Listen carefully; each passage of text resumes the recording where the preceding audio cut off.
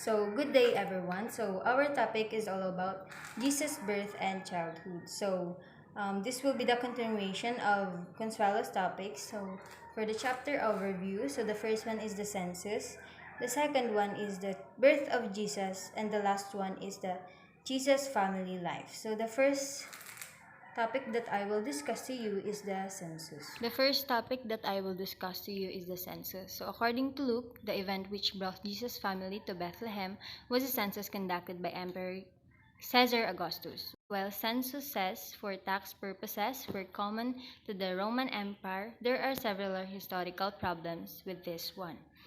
So there are three major problems according to Luke. So I'll just summarize this. So firstly, the first problem is there is no evidence of an empire-wide census under Augustus, but it is possible that Luke is referring to a local Palestinian census as part of Augustus' reorganization of the province. So the second problem, Luke says this was the first census while Quirinius was governor of Syria, which began 10 years after Jesus' birth. But there are various solutions proposed to reconcile this discrepancy, such as Quirinius holding a prior governorship, or Luke referring to the census completed by Quirinius but begun by early governor.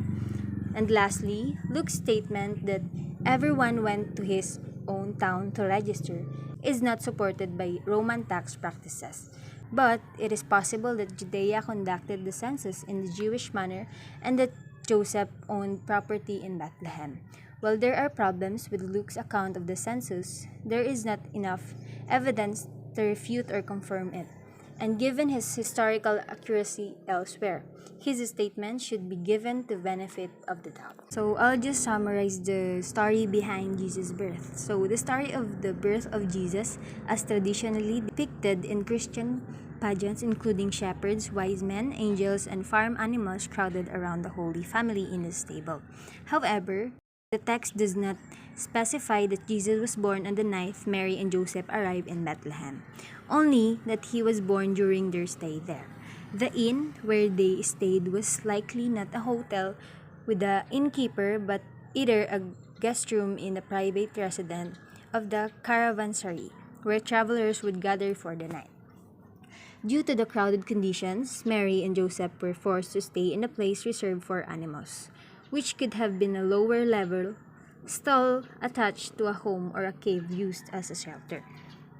The manger where Jesus was laid was a feed through for animal, and the swaddling clothes were strips of clothes used to keep his limbs straight as a sign of motherly care and affection. So it is Matthew recounted Joseph, warm in a dream of Herod's evil intention, took Mary and Jesus to Egypt. So the right picture is a typical caravanserai, a stopping place for caravans dislocated in Nueva in Egypt. So the next one is I will just summarize this text. So it is said that Matthew and Luke tell different versions of the story of Jesus' birth. While Luke describes the announcement of the birth to shepherd in Bethlehem, Matthew tells of the visit of Magi or wise men from the east who come to Bethlehem to worship the newborn king. So the Magi were probably Persian or Arabian astrologers who saw a particular astral phenomenon as a sign of birth of a Jewish king. So Joseph is warned in the dream of Herod's intention to kill the child. So he escapes with his family to Egypt until Herod's death. When Joseph is informed that Herod is dead, he returns with his family to Israel. But instead of going back to Bethlehem, he settles in Nazareth, in Galilee where Jesus grew up. While the two accounts differ in some details, they both emphasize the significance of Jesus' birth and the opposition he faces even from the beginning of his life. So the next topic that I will discuss is the Jesus family life. So according to the gospel, Jesus had four brothers, James, Joseph, Judas, and Simon, and at least two sisters. So there is a lively debate concerning the actual relationship of these siblings. Roman Catholic theologians have traditionally followed the interpretation of Jerome that these are not brothers and sisters but cousins. So the next one is the figure 14.2, the James Auxiliary.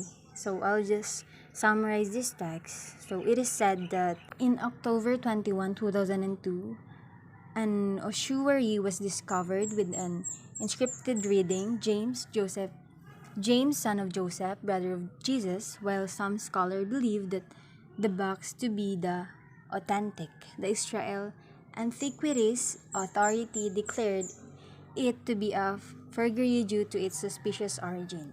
The discovery of the book does not provide new information about historical Jesus, but it is the first physical object directly connected to him. There are various theories about the identity of Jesus' brothers, but the most likely explanation is that they were born to Mary and Joseph after the birth of Jesus.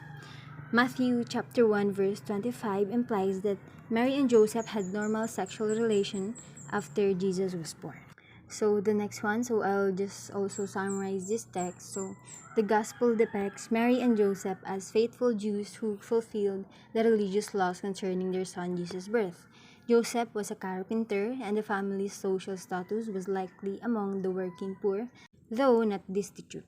Nazareth, where they live, was a small village near the Hellenistic Jewish city of Sepphoris, and it's possible Joseph and his son worked there. So Jesus would have been educated in the local synagogue, learning Hebrew and the scriptures. So Jesus probably is a trilingual. So he probably speak Aramaic, Hebrew, and Greek. The articles explain that later Christian wrote fanciful accounts of Jesus' childhood, but there is no historical evidence to support them. The only biblical accounts of Jesus' childhood comes from Luke, which describe as a Passover visit to Jerusalem where Jesus was 12 years old. This visit was significant because it is prepared Jesus for his covenant responsibilities as a Jewish boy. He was sitting among Jewish teachers, displaying wisdom beyond his years. This event suggests a growing awareness of his special relationship with God and the role he would play in God's plan. So overall, Jesus likely had an ordinary childhood as a Jewish boy growing up in a conservative household. So for my insight on this topic, so learning about Jesus' birth and childhood can provide insight into his early life and upbringing, which may help us better understand his teaching and action as an adult. So moreover, understanding Jesus' childhood can help us to better relate to him as a human being rather than simply as a divine figure. It can also provide insight in how we might better live out our own faith in our daily life. So learning about Jesus' birth and childhood can also help us to have a deeper understanding and appreciation of his life, message, and mission, and help us to grow in our own spiritual journeys. That's all. Thank you.